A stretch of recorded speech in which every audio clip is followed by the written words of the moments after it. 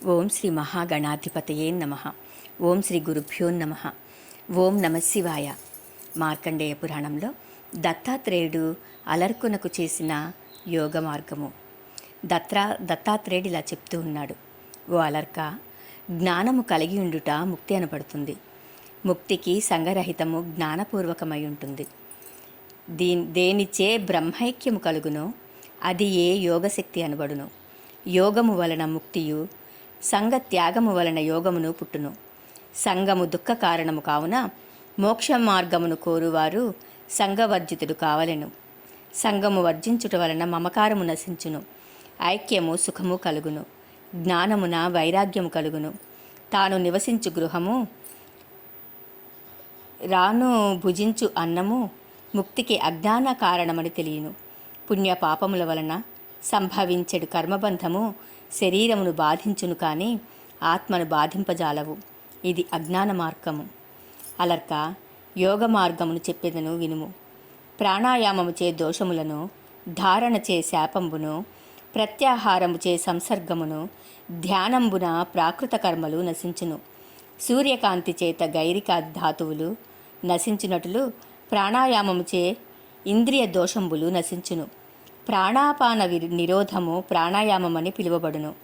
కావున ముందు ప్రాణాయామము సాధించవలను. ఇది లఘువు, మధ్యమము, తురియము అని 3 విధములు. 26 మాత్రల కాలము తురీయమని పేరు. ఇక తత్వోపదేశం చేస్తూ ఉన్నాడు. ఒక రెప్పపాటు కాలము మాత్రమనబడును. ప్రాణాయామము 3 విధములు.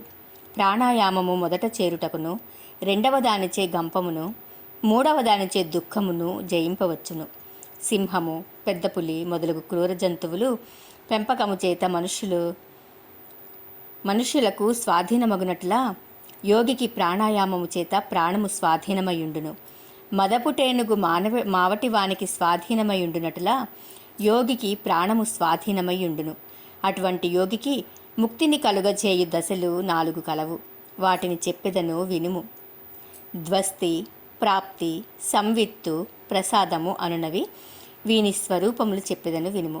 పుణ్యము, పాపము, కర్మఫలరతుండై నిర్మలాంతఃకరునుండై ఉండుటకు ధ్వస్తి అనబడును. లోభము, మోహములు గల ఇహలోక సౌఖ్యంబులు విడిచియుండుట ప్రాప్తి అనబడును. గతము, అనాగతము, విప్రకృష్ట, తిరోహితములైన యుద్ధములను తెలిసి సూర్య చంద్ర నక్షత్రముల సందర్శనము గలవాడై పొందు సంపద నిమిత్తము మనస్సు, వాక్కు, ఇంద్రియములు నిర్మలముగా నుంచుట ప్రసాదంబని పిలువబడు పద్మాసనము, అర్ధాసనము, స్వస్తికాసనము మొదలగు వాటిలో ఏ ఆసనమునైనను వేసి ఆసీనుడై హృదయంబున ఓంకారము నిలిపి యోగము ప్రారంభము చేయవలను. సర్వసత్వసముండును. సమాసనాసీనుండును అగుచు ఊరువులు బిగియజేసి శిష్ణ వృషణంబుల మడిమలనంటనీక దిక్కులు చూడక నాసికాగ్రమునందు దృష్టి నిలిపి సత్వగుణంబులు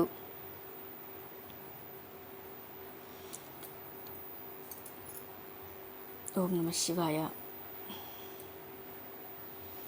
ఇక్కడ పేజీ మిస్ అయిందండి. ఇక అణిమాదుల గురించి చెప్తూ ఉన్నారు. అణిమా మహిమా చైవ లఘిమా గిరిమా స్పర్శ ప్రాప్త ప్రాకామ్య మీసత్వం నసత్వం అష్టభూతయ అనునవి అష్టసిద్ధులని పిలుస్తారు. ఇవి యోగి అగువాడు ముఖ్యముగా పొందదగినవి. అణిమ అంటే అతి సూక్ష్మమైనది, మహిమ అంటే అతి గొప్పదిగా గలది, లఘిమ అంటే అతి శీఘ్రమైనది, గిరిమ పర్వతాకారము కలది, ప్రాప్తి పొందదగిన వస్తువులను పొందుట, ప్రాకామ్యము ఆధిపత్యము కలది, ఈశత్వము సర్వవ్యాపకమైనది, వసిత్వము సర్వప్రపంచకమును తన వశమందు ఉంచుకొనుట. ఈ అణిమాదులచే యోగి ఎగువాడు నిప్పునందు కలిగినట్ల అభేదాభావమున పరబ్రహ్మమును పొందును. సారీ అండి, ఇక్కడ 2 పేపర్లు మిస్ అయిపోయినాయి. పైన వీటి గురించి చెప్తున్నప్పుడు, ప్రాణాయామం గురించి చెప్పేటప్పుడు 2 మిస్ అయిపోయినాయి. ఓం నమ శివాయ.